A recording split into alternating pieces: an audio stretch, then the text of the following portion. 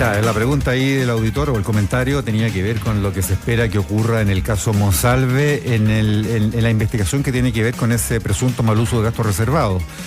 También hay otra noticia judicial que se espera que tenga un desarrollo hoy, el caso Katy Barriga. La justicia tiene que definir en las próximas horas si mantiene o no las medidas cautelares para ella. Recordemos que hace pocos días salió de prisión preventiva, está con arresto domiciliario total. Y aquí, a raíz de que la investigación está apuntando a posibles irregularidades ahora en los documentos que ella usó, certificados médicos, seguro entendemos, ¿no?, para justificar una condición de salud de su hijo que exigía su presencia y por lo tanto le permitía zafar, en su minuto podríamos plantearlo así, de la prisión preventiva. Diana Copa, ya conectada con nosotros, nos va a contar qué es lo que se espera que ocurra hoy día. Diana, hola. Hola, Diana. Buen día. Buen día, Mauricio, Paula. Sí, hoy jueves 26 de diciembre la Corte de Apelaciones de Santiago deberá confirmar si la ex alcaldesa de Maipú, Katy Barriga, quien recordemos está imputada por fraude al fisco y falsificación de instrumento público, quien además actualmente cumple la medida cautelar de arresto domiciliario total, sigue o no con esa medida. Hay que entender que la Fiscalía Oriente, el Consejo de Defensa del Estado y querellantes interpusieron acciones para que vuelva a prisión preventiva, medida cautelar que cumplía de hecho hasta el miércoles pasado en la cárcel para mujeres de San Miguel, en la que estuvo alrededor de 35 días, esto hasta la resolución del 9º Juzgado de Garantía de Santiago. Fue la abogada penalista Eva Guerrero quien explicó que la Corte de Apelaciones deberá evaluar el comportamiento de la exalcaldesa en los últimos días. Va a ser importante el comportamiento que ha mantenido Katy Barriga en estos días, si es que el arresto domiciliario total se ha cumplido, si es que no se ha intervenido en el procedimiento.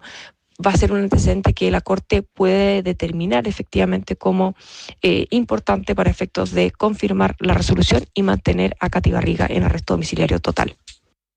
Claro, acá la cronología da cuenta que hace algunos días nomás, el miércoles pasado, el 9º Juzgado de Garantía cambió la medida cautelar que pesaba sobre la exedil que estaba cumpliendo prisión preventiva por este arresto domiciliario. Y lo que argumenta la Fiscalía para intentar nuevamente revertir esa decisión, Diana, es que en esa resolución no se sopesaron nuevos antecedentes que refuerzan las acusaciones contra Barriga y que en cambio, decía la fiscal en ese momento, se dio importancia a informes médicos de uno de sus hijos que ya habían sido evaluados en su oportunidad.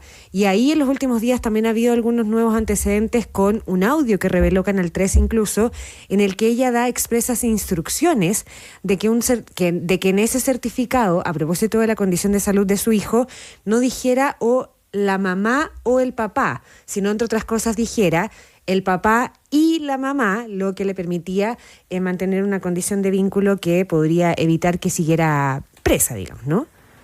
Sí, se entiende que la Fiscalía investiga en este caso este certificado emitido por Katy Barriga relacionado con su incidencia directa en la redacción de este certificado técnico. Este documento fue obtenido a través de funcionarios públicos de la Municipalidad de El Quisco y habría sido modificado en su redacción para que, como tú decías, en vez de decir que acompañe papá o mamá, indicara papá y mamá, justificando así la presencia de ambos. Dicho documento permitió a Barriga abandonar su arresto domiciliario y acompañar a su hijo a sesiones de equinoterapia en la región de Valparaíso.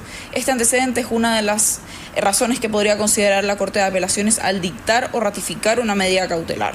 Por otra parte, están también los argumentos de órganos como el Consejo de Defensa del Estado, quienes insistieron que no se tomaron en cuenta los riesgos de que la exalcaldesa podría representar para la sociedad y argumentan además que la decisión tomada no está debidamente fundamentada y no refleja adecuadamente la evidencia o los méritos del caso.